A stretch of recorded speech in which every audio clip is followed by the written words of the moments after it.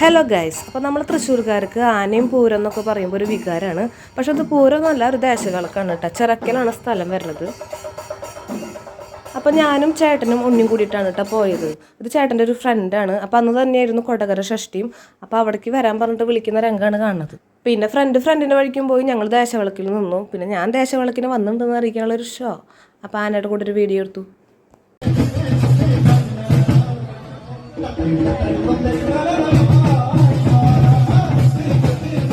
പിന്നെ ഇപ്പോൾ തന്നെ കേട്ട ഭജന ടീം നമ്മുടെ വീടിൻ്റെ അടുത്തുള്ള ടീമാണ്. നമ്മുടെ അവിടുത്തെ ചേട്ടന്മാരാണ് കേട്ടോ. അപ്പോൾ അവരെ പാട്ടാണ് കേട്ടോ കേട്ടത്. ഇതാണ് കേട്ടോ പിന്നെ അവിടുത്തെ അമ്പലം.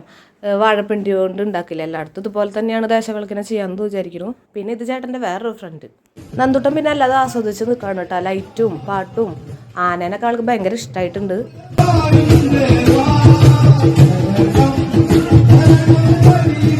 പിന്നെ ചിന്തുപാട്ടിൻ്റെ ഒരു ടീം ഉണ്ടായിരുന്നു കേട്ടോ അവിടെ. പിന്നെ ഈ കൊട്ടിനൊരു പേര് പറയൂട്ടോ, ഞാൻ അതിൻ്റെ പേരൊക്കെ മറന്നുപോയി ഗൈസ്. പിന്നെ താലം പിടിച്ച് കുറച്ച് ചേച്ചിമാരൊക്കെ ഉണ്ടായിരുന്നു കേട്ടോ.